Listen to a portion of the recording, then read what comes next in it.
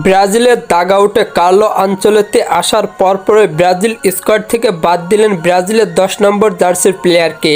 কেন বাদ দেওয়া হলো জানতে হলে ভিডিওটি না টেনে সম্পূর্ণই দেখতে থাকুন আপনারা। রিয়াল মাদ্রিদের সঙ্গে শেষ অধ্যায়ের পরপরই এক নতুন অধ্যায়ের সূচনা করলেন Italian coach Carlo Ancelotti.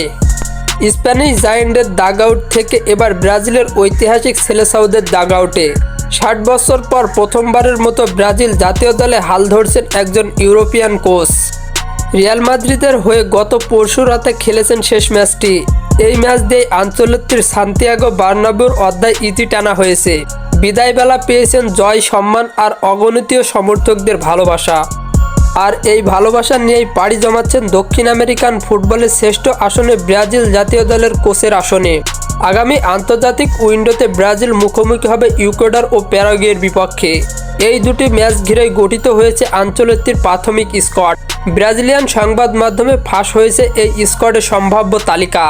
Real মাদ্রিদে তার অধীনে খেলা ভিনিসিয়াস জুনিয়র ও এডার মিলিতাও আছেন সেই স্কোয়াডে, কিন্তু চমক হিসাবে বাদ পড়েছেন তরুণ ফরোয়ার্ড রদ্রিগো গোয়েজ।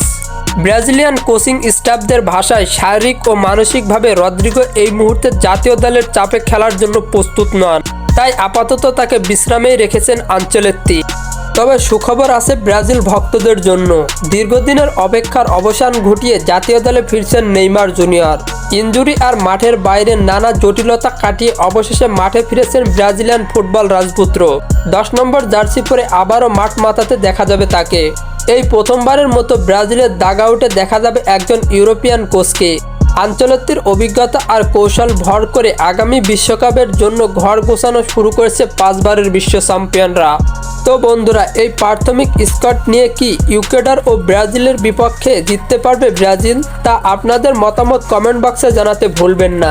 আর হ্যাঁ, ফুটবলের সকল নিউজ এবং আপডেটস পেতে আমার চ্যানেলটি সাবস্ক্রাইব করে পাশেই থাকবেন। ধন্যবাদ সবাইকে।